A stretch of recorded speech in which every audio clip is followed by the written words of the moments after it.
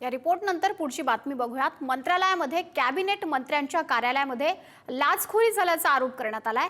एसीबीने सापळा रचून अधिकाऱ्याला पकडले। काँग्रेस प्रदेशाध्यक्ष हर्षवर्धन सपकाळ यांनी माहिती दिली आहे। महायुती सरकारच्या काळात खुलेआम लाचखोरी झाल्याचं सपकाळ म्हणतात। मुख्यमंत्र्यांनी संबंधित प्रकरणाची जनतेला माहिती द्यावी, लाचखोर मंत्र्याला पदावरून हटवावं अशी सुद्धा सपकाळ यांच्याकडून मागणी सुद्धा करण्यात आली आहे।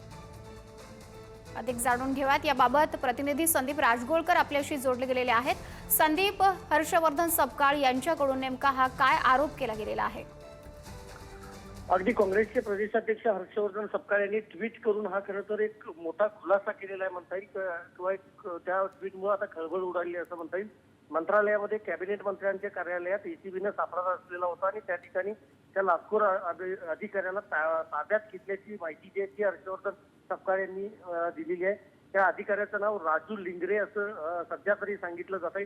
अन्न आणि औषध प्रशासनाच्या विभागाचा तो एक उच्च पदस्थ असा अधिकारी आहे आणि त्याचबरोबर एसीबीनं रामदास घाडे नावाचा जो दुसरा एक अधिकारी आहे त्याला देखील ताब्यात घेतल्याची माहिती सध्या तरी समजते आणि एसीबीने ही कारवाई थेट मंत्रालयामध्ये केलेली आहे। त्या संदर्भात तक्रार जी आहे ती दाखल झालेली होती। त्यानुसार आता हर्षवर्धन सपकाळ यांनी महायुती सरकारच्या कारकिर्दीत मंत्रालयात खुलेआम लाचखोरी आणि कमिशनखोरी सुरू असल्याचं सांगत या संबंधित मंत्र्यांवर त्याचबरोबर लाचखोर अधिकाऱ्यांवर कडक कारवाई करावी आणि मुख्यमंत्र्यांनी या सगळ्या संदर्भात संबंधित प्रकरणाची दखल घ्यावी अशी मागणी थेट हर्षवर्धन सपकाळ यांनी केली। आता बघावं लागेल राज्य सरकारकडून या संदर्भात काय नेमकं उत्तर दिलं जातं ते।